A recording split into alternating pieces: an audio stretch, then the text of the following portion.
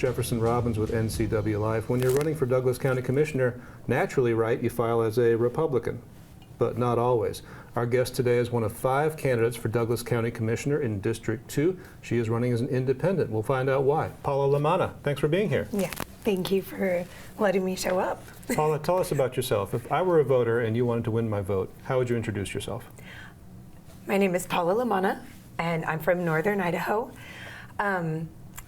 I moved here when I was 12, graduated Eastmont, did my degree extension through WSU at Wenatchee Valley College for agricultural sciences and business management. Let's see, I've done all the things. I was a real estate agent, and I volunteered with at-risk youth through Solomon's Porch, and became a foster parent from that experience, and fostered for 7 years. And yeah, I know the Valley, and I love the Valley, and I'm excited to help the Valley grow and thrive. Professionally, what do you do right now? Right now, I run a business for people with neurological disorders. And what do you do? Is it a physical therapy kind of approach? I work with physical therapists and neurologists to incorporate right brain, left brain connection along with physical movement, so physical fitness and flashcards, or standing on a Bosu ball for balance and doing word search puzzles. So there's a lot of brain work associated with the body work. And previously to this, you had also been involved in lots of things, including wildland firefighting, am I right? Correct, yes. What was that career like? Absolutely one of the best times of my life, greatest 10 years of my life. So, and then I had babies, so then now that's my new best time of my life. And you live in Rock Island? Yes, I do. What made you decide that you wanted to run for Douglas County Commissioner in District 2? I think that we can do better with infrastructure and use forward thinking, and engineers are now using AI to help develop the possibilities of expansion and growth, and they can be built upon for years and years to come. I love the youth in our community, and of course, being a foster parent, I see it differently because I've been in the trenches with kids who can't afford to play sports and can't afford summer camps. And I just think that Chelan County has all this accessibility, and sometimes there's enough kids that they can't take the overflow from Douglas. And I think we can bring it. We're Douglas County, we can do anything. We're made of farmers and business owners and all the things. And then those are my 2 main, but I just like to see more unity. I feel like there's areas that get missed, and they're just amazing people, and they don't hear some of the events that are happening, and I don't know, I think we could just amplify a little bit of our connectability in our community.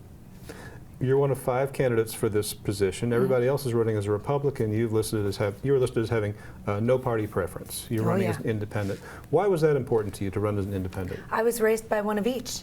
My mother is very, very conservative, and my father is a Democrat, and I'm again carrying hippie. I feel like I have the best of both worlds, and that the two can find a balance. If I come from a family that has both and we don't fight over it, I truly believe there's a way to see a heart stance and just connection over finding what we disagree on. Does it concern you that you might not have the support of a local party organization by not declaring for one party or another? No, because I have friends, very, very close friends and family on both sides. And again, I think it comes down to heart stance, and they know that there's certain things I vote different ways on, but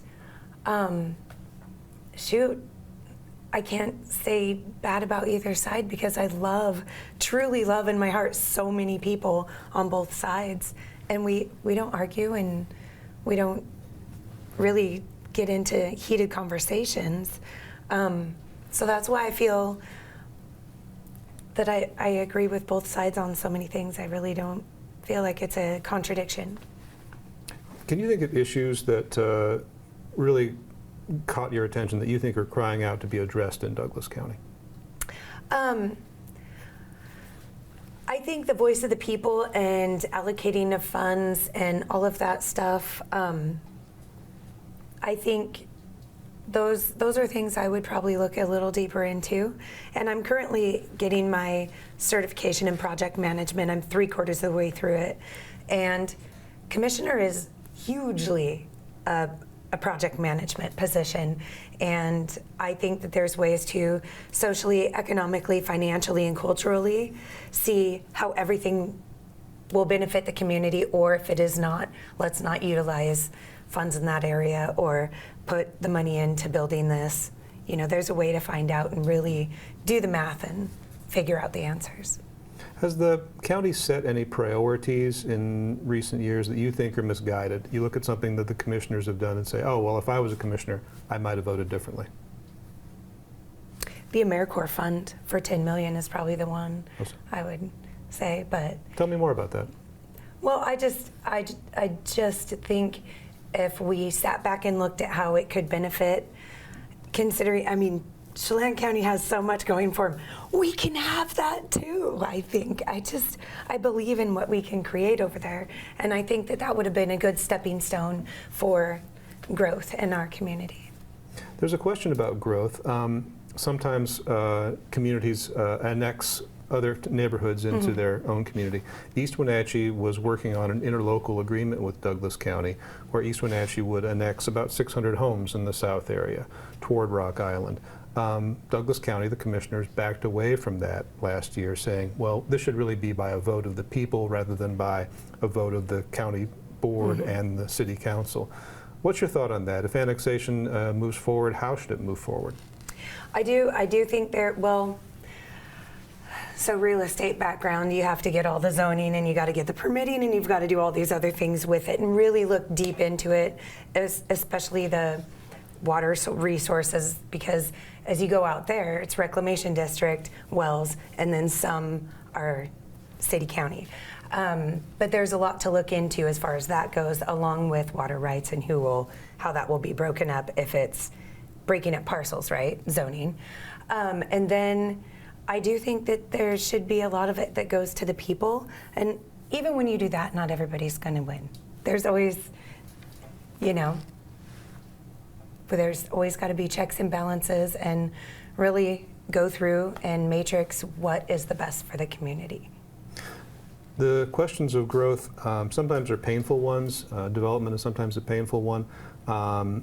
If you were commissioner, how would you balance, these agricultural, rural, and conservation needs that Douglas County has versus the need for, we need more houses, we need places for people to live? How do you sort of philosophically make those two things work together? Well, that's one of the cool things about my background is I've done so much in agriculture and then of course business management, owning my business, and housing. I own houses and real estate, but there's ethically a way to do it, but you also have to understand we will have to grow, but can we look at other areas that would be better, and we can utilize older buildings. You can get grants for utilizing older buildings and basically repurposing them. And there's a lot of funding out there for green building and that kind of stuff. As a Forest Service kid, I do look at the conservation factors, There's a lot that goes into it, and we have to find a balance, but there's also a lot of place for expansion and growth, and so I guess it just would have to really come down to, let's take a look at what this entire thing, what's the allocated funds, what's the budget at completion, and how can we do this logistically, ethically, according to all the codes properly, so that we don't have to take it out and redo it. You just have to really sit down and go through each and every piece of it. Well, you're running in a 5-person primary race, as I mentioned, in Douglas County Commissioner District 2. Now, the voters inside that district get to vote on who moves ahead to the general election, but then the whole county votes on who represents District 2. How do you feel about that system? Is that fair and equitable, or should only the voters in District 2 be able to say who's going to represent them on the board? A part of me, just because of the boundaries, and it says it is District 2, I feel that stick with it, but I also know that the people in the East Wenatchee have really said, we want to be the voices for this too. This affects us just as much as it does everybody else. And so In fact, the majority of the people I've talked to have said that. And as a person in Rock Island, I say, hey, if they feel very strongly and passionate that they want to be that voice, that's the voice of the people, and those are the people we serve. So I'd say open it and keep it open. We do have great candidates, though. They're all amazing people. 5 great candidates. I do love them, yes. What do you think, Paula? You've had a lot of life experience, and it sounds like you've thought about these kind of things pretty deeply. So if you could narrow it down to one philosophy that you would bring to governing the county, what would that philosophy be?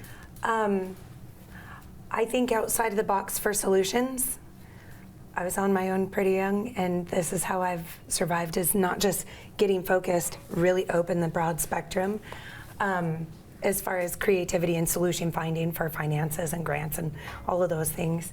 And I bring passion to the table. That is one thing, and I am passionate about our community. And so I would bring my natural born ethics and passion and just joy for creative solution finding. Paula Lamanna, independent candidate for Douglas County Commissioner District 2. Yes. Thanks a lot for being here. Thank you very much for inviting me. You're watching the NCW Live channel.